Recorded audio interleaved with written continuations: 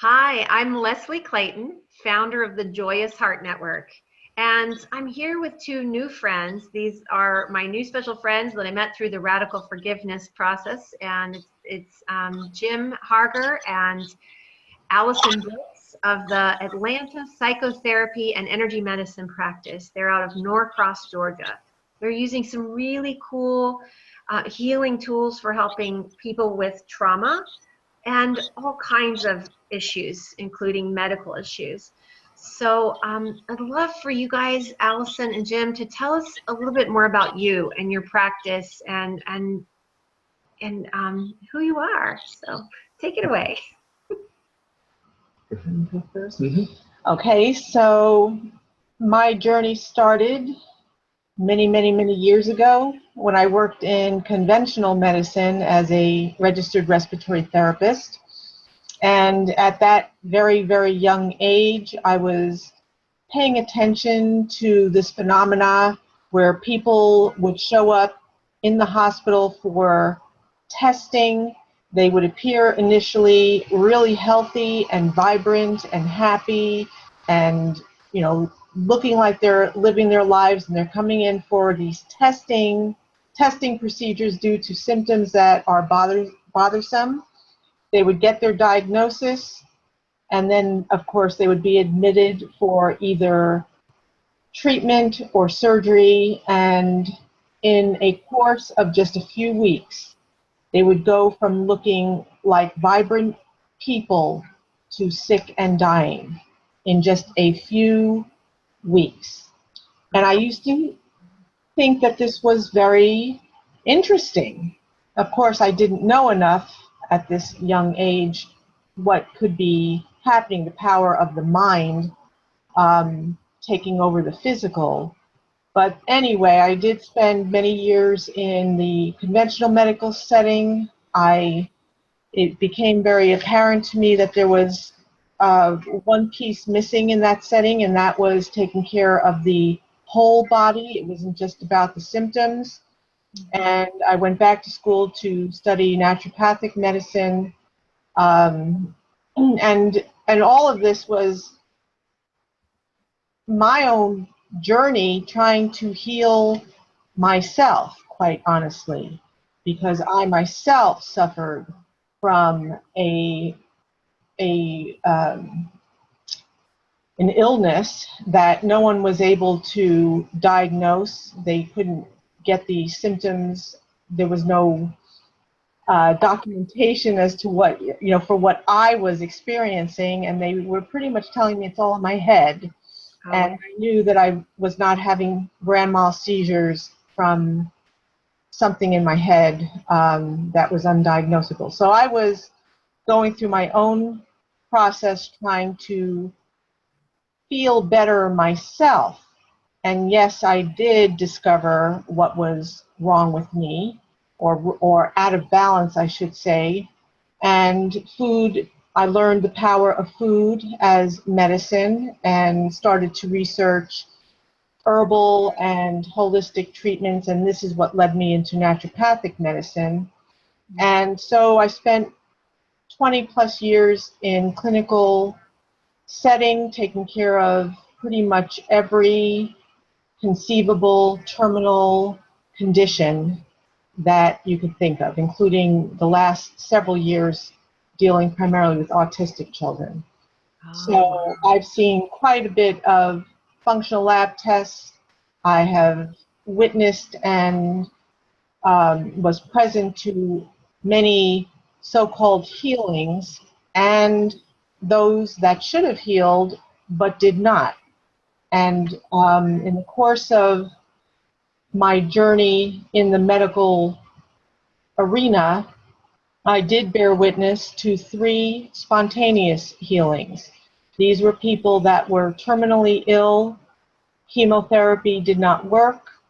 They were on their last efforts. They had 6 months or less to live, and they would show up at my doorstep. And so, of course, we did the lifestyle change, which included switching to whole foods and managing their stress and stretching and moving, and I would recommend yoga. But I did not know about radical forgiveness. This goes back to the 1980s, early 90s. Mm-hmm. But I did know that there had to be a hidden component of spiritual involvement, which, you know, most of these people had anger issues. Most of them still held on to a lot of grief and resentment.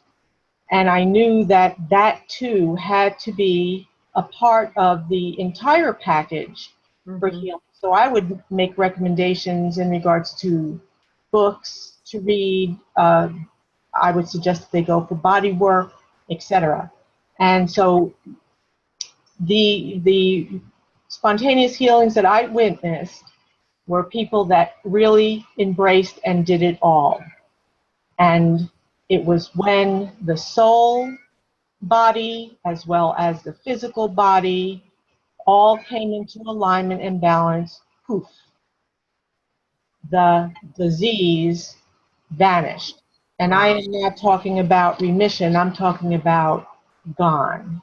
That's amazing. So that is what opened, you know, it started to move me further and further along. I did not have a defined path, but eventually landed in integrative energy medicine. Mm-hmm. Mm-hmm. And so now I joined, oh, and I will say throughout my human journey, I did try multiple times talk therapy, Mm-hmm. and it never, ever helped me. In fact, I would normally become the therapist at some point. They would become my client, and you didn't know who was paying who anymore. But, you know, as long as the mind was in control, Mm-hmm. it's very limited what you're willing to reveal about yourself. And really, you know, in becoming more transparent about you, it is very difficult to have the breakthrough. Mm-hmm. So with the energy medicine, it is that has been the missing piece. It is when I started to incorporate it into my own personal life journey, I was starting to have revelations and aha moments. Mm-hmm. And then, as divine typically works, Jim and I were introduced. Mm-hmm. And so I guess I can give it to you now, as far as, unless, well, I will say, so for those people that come to seek my services, sometimes they are not sure why they're there. They are either experiencing symptoms that have never been able to be diagnosed. They know something is off with them, but it can never be defined. Mm-hmm. Or they are willing to jump into the combination of talk therapy and energy medicine and just trust that this might work for them. These are people that just are very persistent in wanting to feel better. Thank you. Right. So they're willing to try something that's a little bit outside the box. A little outside the box, but, you know, they know that, well, there is some science background still. The brain is still the same, even though I don't show up as a clinical practitioner anymore. Okay, thank you. Yes. Well, Leslie, for me, as a psychotherapist, I've been in clinical practice for close to 40 years now. And during that 40 years, there's always been that desire to find that one thing that would kind of really complement the therapy process, that would really serve to help people kind of move through and get to where they were wanting to be with their life. Mm-hmm. along the path for me, I've come to specialize in dealing with trauma, dealing with addictions, dealing with complex medical issues. I work a lot with first responders, people that have been in very intense trauma situations. People that come to me usually come because they are dealing with an immediate situation, but they also are concerned because it seems like, why does this keep happening in my life? Why does this keep happening? Where did this come from? Where did it all begin? And so we begin that journey of discovering the roots of the experience for them.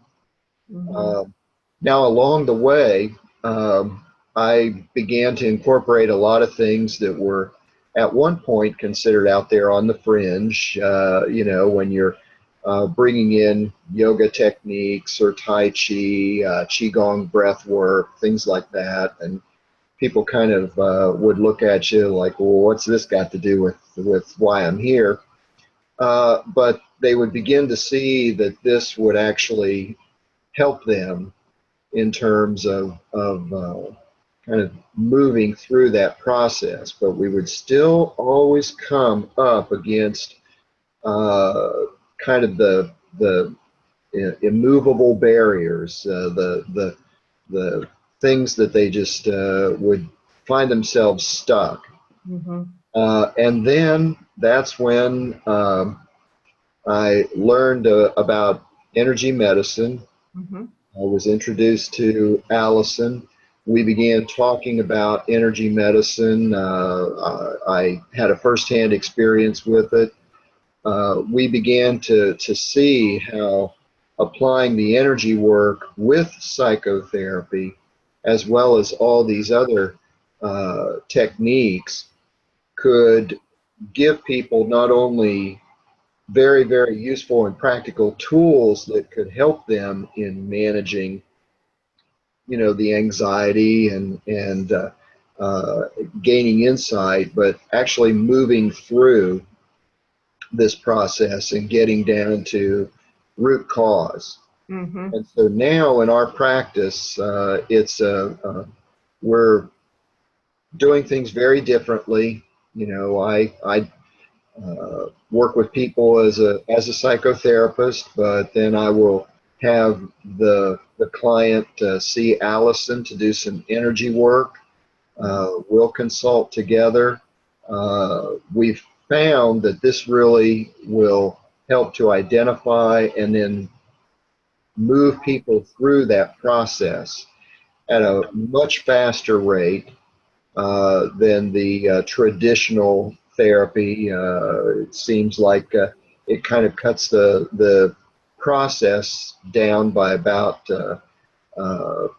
at least, I would actually say more like half. Because people reach a point where they realize their own ability to deal with the circumstances, and so instead of it being a trauma, now it becomes an experience, a part of their preparation that is designed to move them forward in their life, rather than holding them into place, keeping them stuck in kind of a victim way of thinking. They move through that, and this is why also too, Alison and I have extensively trained and studied with the radical forgiveness approach, combining that along with everything else. And it's really like, even after doing this for 40 years, now it feels like a totally new beginning. In terms of what we're seeing with the clients and how they're able to progress and achieve that satisfaction and that prospering in their lives. And if I may add, in regards to the safety factor, the body, when they come into my space and I am assessing their energy fields and looking for these distortions or these energy clamps that are positioned in various parts of their body that are caused by emotional or physical traumas they endure as early as childhood. Sometimes even we come in with a generational trauma or consciousness. The body is going to reveal only what it is ready to handle. So it is a process.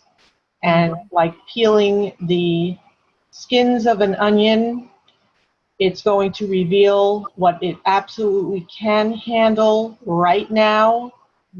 It gets balanced. They process with Jim, because the energy work will continue for several days, and things will start to bubble up, which they could then process through with Jim. And then when they come back to see me in a month, the body is ready to reveal even more. And it's the same as what I experienced as a naturopath. You can't just jump in and detoxify somebody. You have to first make sure the immune system or the system is strong enough to handle what needs to be done. So it's a balancing act, and it's a give and a take. So I just wanted to add that piece, that it is, there should not be a fear that, oh my goodness, Pandora's box is going to open, and no, that's not how it works. The body is very, very intelligent. Yeah. Thank you for adding that piece. And just knowing, one of the reasons we're having this interview today is that we're wanting to shed some light on some of the ways that survivors of childhood sexual abuse or sexual abuse in general, but childhood sexual abuse can show up and manifest as illnesses on the physical illness. It could show up as psychological illnesses, challenges in relationships, like emotional immaturity, or I should say maybe stunted growth. I can only speak from my own witnessing of my own inner child and some of the dynamics I've experienced in family dynamics where there's a stunted growth when we get sort of stuck in the past or stuck in the trauma. I don't know if I'm wording it right. I'd love for you to talk more about that. It's like arrested development. Okay. Exactly, Leslie. It's like whenever a person experiences a trauma in their life, then at whatever age they experience that trauma, there's going to be kind of call it an arrested development, especially socially and emotionally, at that level, which is why sometimes we find as adults we're walking around going, why is it that I'm thinking and acting like a 10-year-old? Having a temper tantrum. Have you ever seen that? Person just reeling around on the ground having a full-blown temper tantrum? Yes. Yeah, these things happen, and they kind of cause us to be in some way. There's a part of us that's stuck there, and so again with the energy work, we're able to get to that energy and start to move it. When energy starts moving, we start naturally moving towards harmony. When negative energy is expressed, positive energy immediately seeks to fill the space. So we're able to see, and more importantly, the client is able to see, to feel. And to know that they're moving again, that they can move. Because when we're stuck at those places, a lot of times the way it manifests itself later on is in the belief systems that we've developed from that place of being stuck, where we have all those beliefs, and they tend to be pretty negative. You know, all those beliefs that all of us have had, you know, oh, I'm not good enough, I'll never make it, nothing ever works out for me, things like that. Those can be a product of that trauma experience. And the paranoia. Yeah, the paranoid feeling that life is happening against me, you know, that isolated and alone feeling that there's no one to reach out to. That can show up a lot with sexual abuse. Yes. Very isolated, alone, and not really know who to talk to, and not even really know that there's something, because I know for myself, so trapped in my own process, I didn't even know there was another way to be. I didn't know there was more freedom to have.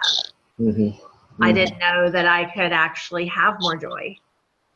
Exactly. It's like all of us, we have these experiences, and most of the time we don't have a basis of comparison for them at the time, so we draw that conclusion of, well, this must be what normal looks like. Mm-hmm. And so it feels good. Yeah. It actually feels good to feel miserable. Mm-hmm. It's normal. Mm-hmm. Yeah. Yeah. And then later we can come to discover, oh wait, there are many, many, many permutations of normal, and which this one is mine. And it can also be a positive, in the sense that these things that we see through human eyes as crises or conflicts or just plain train wrecks, disasters, can actually be, in the fullness of time, a benefit to us, because it provides us, it prepares us, it gives us knowledge and experience that we would have never had any other way. Mm-hmm. And then that knowledge and experience, in some unique way, can contribute to our prospering. But we've got to change the thought process to move out of the negative and move more into a positive. And since those things are literally embedded in the body, the energy work along with the psychotherapy really helps to address that, and really helps to move people forward quickly. in that. Yes. That's so cool. That's so cool. So one of the questions I thought to ask you about is, you know, I know that that people come to you for many different reasons. They may not be recognizing that something that happened a long time ago is actually causing the patterns, the repetitive patterns of dissatisfaction or depression or anxiety or addictions. So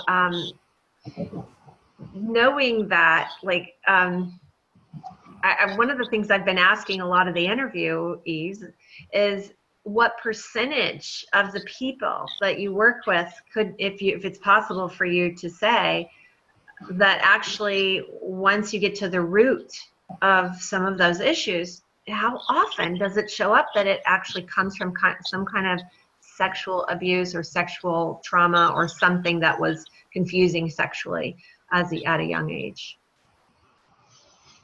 I would, right off the top of my head, I would say that the percentage there is pretty significant. I would say it's above 25% easily. Mm-hmm. Easily. And again, one thing to kind of add to what you've said, Leslie, is that, you know, there can be actual trauma, but there can also be perceived trauma, that, you know, the people have an experience at the time they may have no context for it, and so, you know, that becomes a remembered experience that might have been very, very different than the reality. But the memory is the memory. That's the reality. It's how it's perceived at the time. Mm-hmm. And especially if it is in early childhood, where a child is not really able to see the big picture. Their brain is not developed enough to understand the reasons why certain things are happening. In a child's mind, they just want to survive the environment. Mm-hmm. And so they will create sometimes it is just a created trauma as they perceived it to be in the moment that it was happening, just to be able to survive it. Right. So even in that ACE study, the CDC and Kaiser Permanente put together some studies, and they looked at a lot of statistics. I don't have all the facts in front of me, but the trauma is different depending on who you are. I think Mm-hmm. it's one of the things that came out of that too. So I think that's what you're saying. It could be a loud noise that a child hears. That is a perceived trauma. It rattled the nervous system. Mm-hmm. Yes. Exactly. It's like, if you think about it from a child's perspective, you're living in this land of giants, and the giants control everything. And so real quickly as kids, we figure out, well, we don't want the giants mad at us. We don't want the giants upset with us. And so we're going to do whatever we can to keep the giants happy. And sometimes what that means is we'll take the blame, oh, I'm the reason, the giants are upset. It must be something I did. We may have no clue whatsoever the context of why the giants are acting the way they're acting. All we know is, well, they don't look happy. It must be something I did, and we'll take it on. It'll become our belief. And also in speaking into that, because I will say a lot of people that initially come to see me don't even know that they were sexually assaulted. They just know that life hasn't worked out for them very well, or they may have a diagnosis that is not working out for them very well, and nothing is working, no drug, no nothing. Mm-hmm. So they are looking for alternative approaches. And so back to the childhood, a child is going to do whatever the child needs to do in order to feel loved and safe in their environment. But the trauma, as it's happening, gets embedded somewhere, if that makes sense. Mm-hmm. So a lot of times people don't even realize that they have been sexually assaulted when they are first showing up. Mm-hmm. That that revelation, we don't normally come out and just. It becomes very obvious when you're doing the work, but that's why it's good to have a psychotherapist on board. Yeah, well, I'll just share, I always remembered the things that happened to me, the molestation and things at different ages, at maybe age 8 or 9, and then at 11 or 12, and then something when I was maybe 5, some pretty scary things. And I never said anything. And, I just went ahead and went living my life, and had issues come up. But I didn't even recognize that those were issues to discuss. So I kind of, I didn't ever forget about them, but I didn't actually, I kind of did some kind of compartmentalized thing. I just stuck it over here somewhere and just like, doo-doo-doo. But, it was still there, and it was still interfering with relationships and my confidence, my self-esteem, and areas of depression at times, just a lot of trapped life force, like not really having my full, my whole heart open to participate with others in life. I mean, I just had a little bit of, hold back, withholding.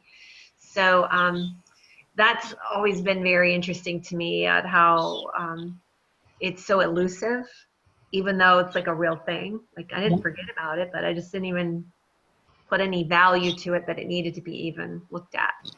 Mhm. Sure. So many times when clients first come, uh, they're kind of expecting we're going to just dive right in. Like, okay, I'm here to talk about stuff.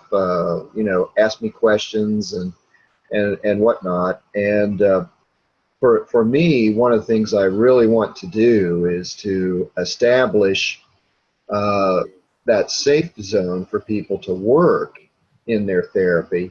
And so a lot of times the very first things that we're going to be doing are going to be installing anxiety management techniques, Qigong breath work, some yoga techniques, things like that are going to help people to manage the flow of their energy, so that as we are talking and the feelings come up, they are something that can be managed, rather than overwhelming them. And then, of course, that becomes sometimes our rationalization to step away from the process and kind of go back to being stuck because, well, maybe, we don't even realize we're stuck, but at least in that space, everything was predictable.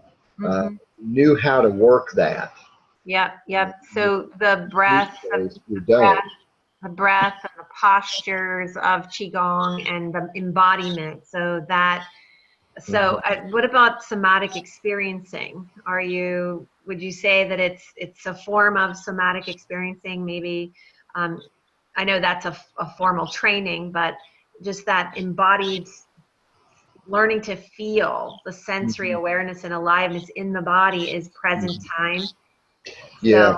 So So that's, many times when people start to practice the techniques, sometimes for the first time they're actually able to feel that energy inside themselves moving, and moving in a way that feels positive, that doesn't feel scary, that doesn't feel constricted. So many times when people are practicing the qigong and they actually can feel their qi move, and you get this look on their, like, oh my gosh, what's happening? It's like that is your energy that is releasing. And when people hear that when negative energy is released, positive energy now can fill that space. It empowers them to keep going. I want to just validate that. That's why I named my business Body Awareness Studio, because that's what happened for me. Was I had an experience early on when I first started teaching Pilates, was my body I started to feel the energy more. And it was through the relaxation and tuning into the breath.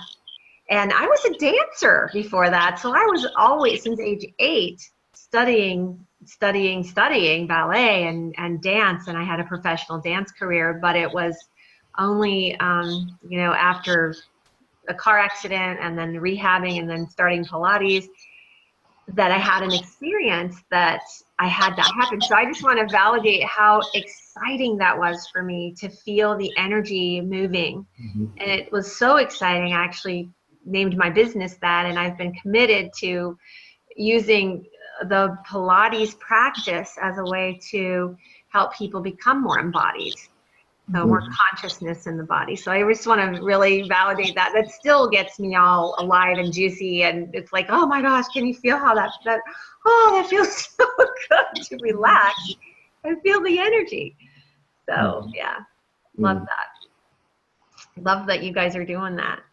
Now, I also, the next thing I'd like to talk about is this community effort. The community effort of educating and awareness about healing in general, but also the specific needs maybe of the sexual abuse, or the people that we're calling survivors, which we want to, I don't know if those labels are getting old or not, but they've been through something and they are survivors of sexual abuse. They're living their life, they have jobs, they have families, but we still need a community to help us remember our joy and remember our goodness, remember the health of the health of being connected, how that's connected to self, connected to source, connected to others. And the work that you're doing in community with groups, this radical forgiveness ceremony, something that is hopefully popping up around the globe as more radical forgiveness ceremony coaches are learning how to do this. Can you tell us a little bit more about how you guys are doing that, how often, anything you want to share about that? Well, an interesting thing that we can kind of start with there, Leslie, is there's kind of a connection with you in where we got started with that. A couple of years ago, you were hosting a program, and Colin Tipping and Joanne Tipping were there, and they, as part of the program, did the radical forgiveness ceremony. It was the first time we experienced it, and after the ceremony, we pretty much knew, okay, we've got to pursue this. And so the two of us launched into chasing Colin and Joanne all over the place, taking every class we could from them. We ended up getting trained and certified, and now we ourselves do the ceremony. We like to do it, as we'd love to do it, as often every week. We would love to do it. We would love to be able to do it at least every 2 months. Right now we're offering it every season. That's good. And we actually have one coming up March 11th. Okay. So I like it in that I am in a shaman apprenticeship right now. I resonate with that as well. And so this introduces the radical forgiveness tools in with an indigenous healing ceremony, and the two together. Quite beautiful. It is quite beautiful, yes. People come into it kind of curious, what is this about, what's going to happen? And in the course of several hours, they're introduced to the basic approach of radical forgiveness. And then we do the ceremony where basically we provide people with an opportunity to address the trauma, the hurt, the pain, and be heard, that we all carry, to be heard, to be acknowledged. In a nonverbal way, I will say that. But yes, to do that non-verbally, so that there's no re-traumatizing. If anything, it's de-traumatizing. And also it's moving all of that energy, releasing all of that energy. And we've come to see some pretty amazing results. Right down to physical healing. Right then and there.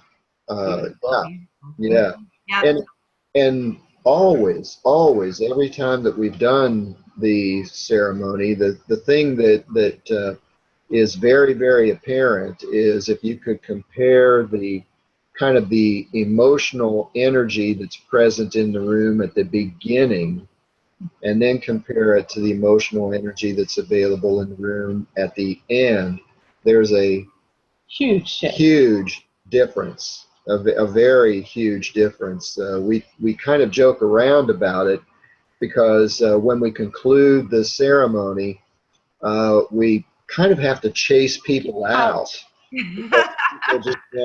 They just want to stay in that space and stay with that energy that they've experienced together. That right there lets us know that this has been received by everyone in the room. And of course, not only does it resonate for them experiencing it, but for There's us, secondary benefit. facilitating it, it's like every single time you feel that, and you know that that we're doing what we're here to do. And we are all one. We it are makes us more aware that we all walk the same path, and we all experience very similar things in our human journey, which helps us to become more compassionate, empathetic towards others. Yes. With others, I should say. So, yeah, in truth, since there is such secondary benefit, we would love to do it a lot more. Yes. It is wonderful, and I have been a lucky enough participant with those circles when Colin and Joanne have hosted them, and so I look forward to visiting your circles, and we will definitely spread the word on March 3rd. We're just coming to the end of our interview, so I just want to, anybody who's listening, to remind you that we're getting together on March 3rd, 2018 at the Unitarian Universalist Church and in Atlanta. And we'll be doing a sacred healing ceremony. It's not the radical forgiveness ceremony that we were just talking about, but it is a heart-opening, heart-to-heart kind of healing event that is very gentle, very safe, very peaceful, and opportunities for forgiveness are embedded in this ceremony. And it's also, we're looking at healing the wounds inside the inner child. We're also looking at what is our healthy inner masculine and inner feminine, and what does that look and feel like, and can we blend or mend some of the disconnect inside ourselves with that. Yes. Having said all of that, is there anything you guys would like to say to anybody who's listening that might give them a little courage to take steps, to take more, if they're feeling a little stuck, take some steps to get some help, to reach out?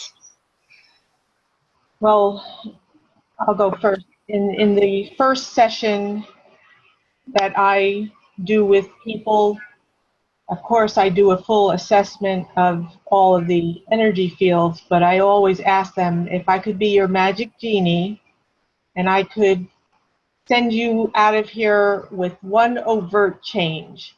You tell me what it is you're wanting, whether it be physical pain or whatever you are experiencing right here, right now. You just tell me.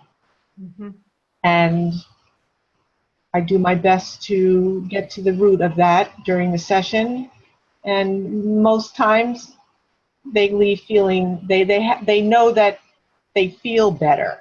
If nothing else, they feel better, and they don't have to speak. They just need to. It's like an energetic massage. That's it. It's very comfortable. So for with me personally, they just need to show up, lie down, and just relax. That would get me there. Yeah. That might get me there. It's gentle. I like gentle. Yeah. Leslie, one of the things that I always say to folks is no matter what it is that they have experienced that has brought them to the office, I try to give them that reframe of you're having a perfectly normal response. The circumstance may be what was other than normal, but your response is a normal response given that, and people almost immediately you get that look like, really, this is and again, it's just a way of letting people know that, okay, you've had an experience, you have a response to that experience, but we can, each of us, we can determine, you know, what the value and the impact of that experience ultimately can be for us. And there are things in life that are difficult, that do not look pretty when they're happening. But in the fullness of time, many, many times those things are, you know, the critical preparation that can provide us with an opportunity for growth and prospering. To become a healer. Yes. Healer We're all wounded healers. We're all wounded healers. That's right. We So can could be you just wounded say, and leave healed. I'm going to put your website and your phone number on this so people will be able to find you. But if somebody's listening on audio, will you just say your website address and your phone number for people to contact you? Well, our website is just simply Atlanta Psychotherapy and idoenergymedicine.com. If people want to contact us, they can contact us directly. You can contact me, Jim Harger, at 678-697-4033, and Alison Brooks at 770-855-6852. Wonderful. Thank you. And I'll make sure it's written when we post this video.